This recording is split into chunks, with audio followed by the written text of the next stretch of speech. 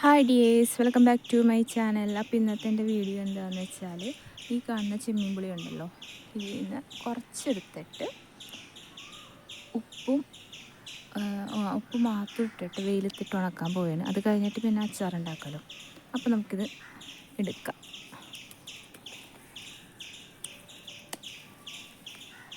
ഈ മരം മാത്രമല്ല കേട്ടോ, അതിൻ്റെ അപ്പുറത്തും കണ്ട അവിടെ ഉണ്ട് ഒരു മരം, അതിലും ഇങ്ങനെ നിറയെ ആയിട്ടുണ്ട്.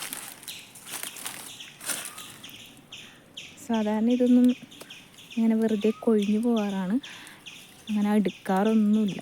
പിന്നെ ഇതാദ്യമായിട്ടാണ് ഇങ്ങനെ എടുത്തിട്ട് ഇങ്ങനെ ഉപ്പിട്ടിട്ട് ഉണക്കാൻ പോകുന്നത്.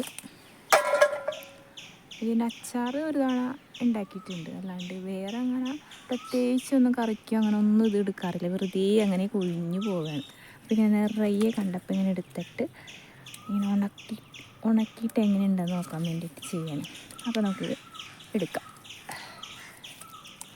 എൻ്റെ ഇത് എടുത്ത് കഴിഞ്ഞിട്ടുണ്ട്. കുറേ ഒന്നും എടുത്തിട്ടില്ല. ഈ ഒരു പാത്രം കണ്ടോ, ഇതിൻ്റെ 3/4 ഭാഗോളം മാത്രം എടുത്തിട്ടുള്ളൂ.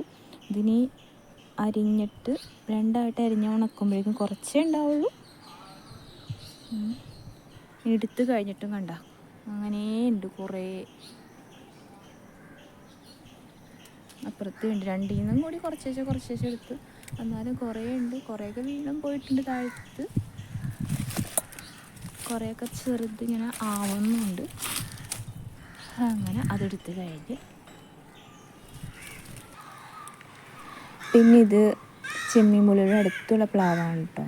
അത് അത്യാവശ്യം നല്ലവണ്ണം ചക്കയൊക്കെ ഉണ്ട്. പക്ഷേ ഇത് പഴുത്ത് തുടങ്ങുന്നതൊരു മഴക്കാലം സ്റ്റാർട്ട് ചെയ്യണ സമയത്തൊക്കെ ആയിരിക്കുള്ളൂ. അപ്പോൾ അതിന് മുമ്പൊന്നും പഴക്കാറില്ല. പിന്നെ 1-2 ഒക്കെ എടുത്തിട്ട് വറക്കാറൊക്കെ ഉണ്ട്. അതിൽ കൂടുതലൊന്നും വറക്കാറൊന്നുമില്ല. പിന്നെ ഇവിടെ നിന്നാണ് കഴിഞ്ഞ ദിവസം എടുത്തിട്ട് ഇടിച്ചക്ക തോരൻ ഉണ്ടാക്കിയത്. പിന്നെ മുകളിലും നല്ലോണം ചക്കയുണ്ട് കേട്ടോ. പക്ഷെ ഏറ്റവും അറ്റത്തെ മുകളിലൊന്നും നമുക്ക് കിട്ടാറേ ഇല്ല. അതൊക്കെ വവ്വാലും പിന്നെ അണ്ണാനൊക്കെ എടുത്ത് തിന്നേന്. അങ്ങനെ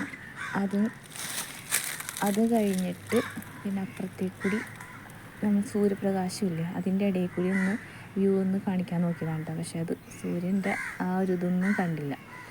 അങ്ങനെ അതും കഴിഞ്ഞതാ ഈ ഒരു പുളിമരമില്ല, മധുരം പുളിമരം കേട്ടോ.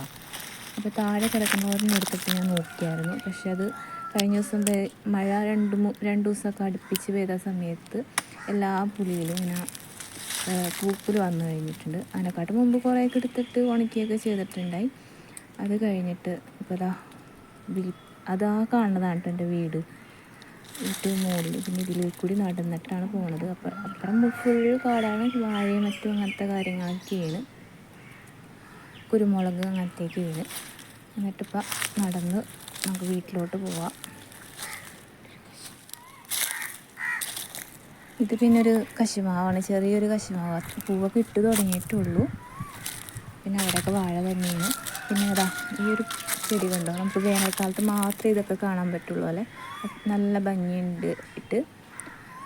അങ്ങനെ അതും കണ്ട് പോണ വഴിക്കാണ് ഒരു അപ്പൂപ്പൻ താടി ഇങ്ങനെ കണ്ടത്. ഒരു എണ്ണമല്ല, അവിടെ കുറേ ഉണ്ട്. അപ്പോൾ ഒരെണ്ണം കണ്ടപ്പോൾ ഇങ്ങനെ അത് പറത്തി വിടാൻ തോന്നി. അങ്ങനെ ഇന്നത്തെ വീഡിയോ ഇത്രയേ ഉള്ളൂ. ഈ അപ്പൂപ്പൻ താടി പറത്തി വിട്ടുകൊണ്ട് ഞാൻ എൻ്റെ വീഡിയോ വൈൻഡപ്പ് ചെയ്യണം. അപ്പോൾ മറ്റൊരു നല്ലൊരു വീഡിയോ ആയിട്ട് നമുക്ക് വീണ്ടും കാണാം. അത് വരയ്ക്കുമ്പോൾ